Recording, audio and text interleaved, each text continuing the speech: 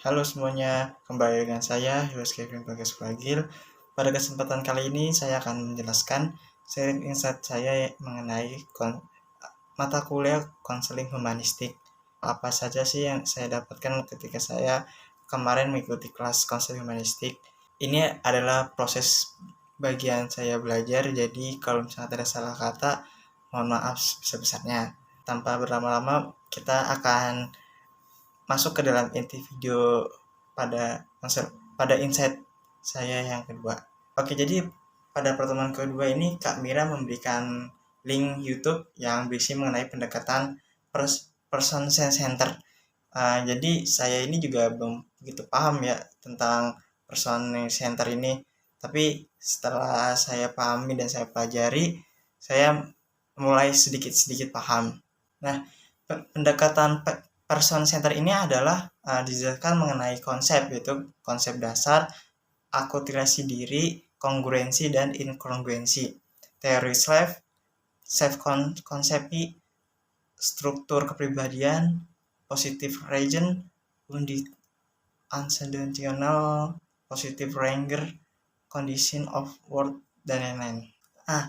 Pada saya sebutkan tadi itu ada salah satu yang menarik nih yang untuk dibahas dan saya akan memberikan contohnya, yaitu tentang akulturasi diri. Ini adalah motivasi dasar individu.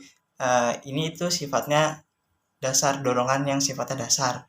Jadi kan saya mencontohkan ya, setiap manusia itu memiliki fase dari anak-anak dan mulai beranjak dewasa. Nah, seperti laki-laki, mungkin dulu tuh belum ada namanya kumis ataupun jakun.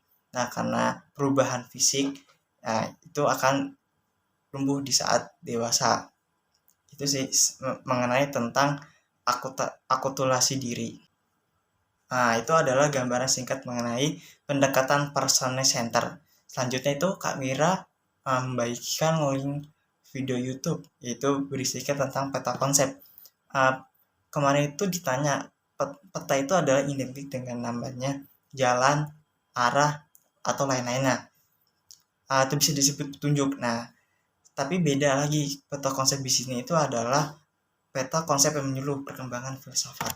Oke, sebelumnya saya akan menjelaskan dulu maksud dari peta di sini adalah perkembangan filsafat dan munculnya ide-ide dari tokoh filsuf dunia. Nah, jadi ceritanya itu terbentuknya Perang Dunia Pertama tahun 1914 sampai 1918 dan Perang Dunia Kedua itu 1934 sampai 1945. Menjelaskan dulu tahun ke tahun yang akan munculnya, saya akan menjelaskan peta konsep ini dari tahun Perang Dunia Pertama, Kedua, dan sampai munculnya teori-teori dari tokoh filsuf tersebut.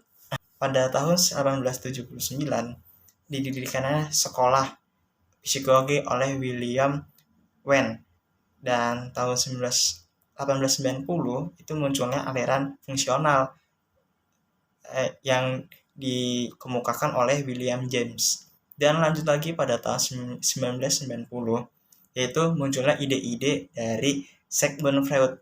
Nah, dia itu menggambarkan yang namanya asosiasi bebas. Dan lanjut lagi pada tahun 1920 muncul yaitu teori behavioralisme yang didasari oleh tokoh-tokoh bernama 3, yaitu ada Ivan Pavlov, John B. Wilson, dan B.F. Skinner. Nah, lanjut lagi pada tahun 1930 yaitu munculnya teori logoterapi yang didasari oleh Viktor Frankl. Dan lanjut lagi pada tahun 1934 muncul nih tokoh yang namanya Abraham Maslow, yaitu mengeksplorasi kehidupan manusia. Dan tahun 1939 yaitu Carly Rogers menerbitkan buku yaitu berjudul The Clinical Treatment of Problem Child. Dan tahun 1940 munculnya teori Gestalt terapi yaitu oleh Fritz Perls. Dan tahun 1950 yaitu munculnya teori RBT oleh Albert Ellis.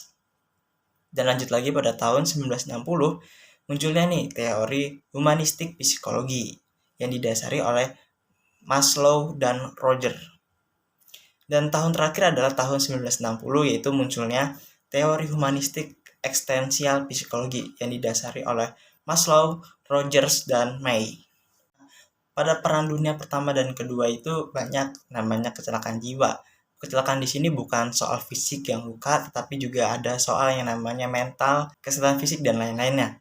Yaitu kalau kesehatan mental itu yang menjadikan trauma dan itu biasanya diobatkan dengan cara konseli, menceritakan permasalahan apa yang membuat trauma. Nah, tugas konseling itu memberikan ketenangan batin. Nah, saya ngambil contoh yang sering anak muda alami pada zaman sekarang, yaitu misalnya banyak ngeklaim semua wanita itu sama aja, atau sebaliknya semua cowok itu sama aja, tidak cukup satu wanita. Nah, kita sebagai konseli kita sebagai konselor itu menanyakan apa sih yang membuat teori cowok atau cewek itu sama aja. Nah, salah satu itu adalah pengaplikasian dari teknik eksistensial terapi.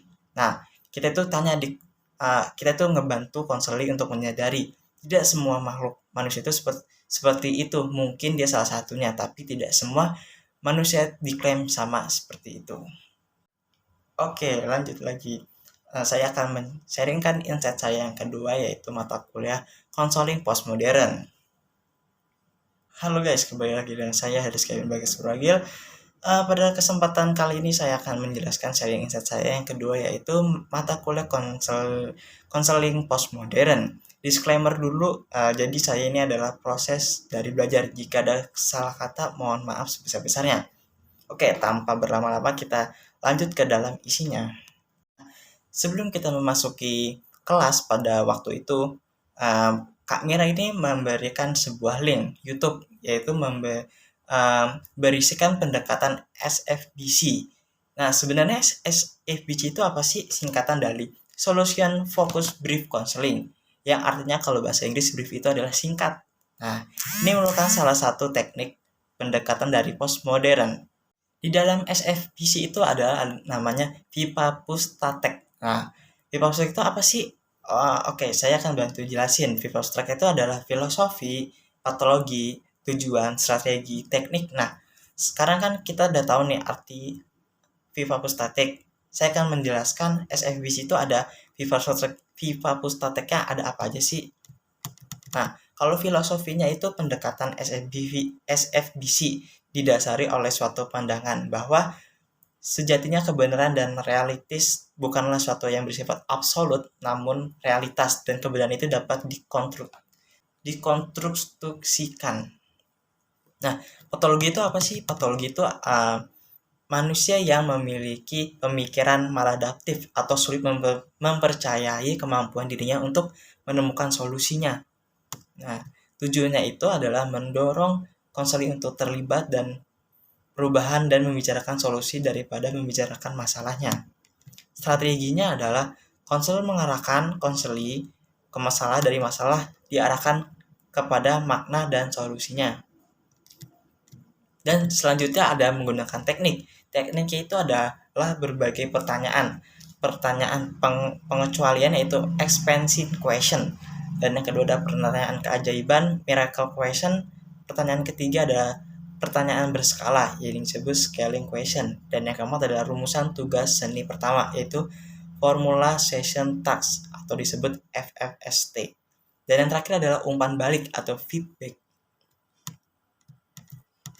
Nah, itu adalah penjelasan dari Vipapustatek. Selanjutnya saya akan mengenai perbedaan pendekatan postmodern dan modern. Kalau pendekatan modern itu berfokus pada mencari akar penyebab permasalahan konseli. Sedangkan kalau postmodern berfokus pada pemecahan masalah, yaitu solusi yang menekankan kompetensi kekuatan konseli. Oke, itu adalah sharing insight saya yang kedua mengenai mata kuliah konseling postmodern. Ya mungkin itu beberapa materi yang saya tangkap ketika kelas kemarin. Kalau ada yang kurang ya mohon maaf sebesar-besarnya. Sekian dari saya, dari Kevin Bagas Ragil, pamit undur diri. Terima kasih.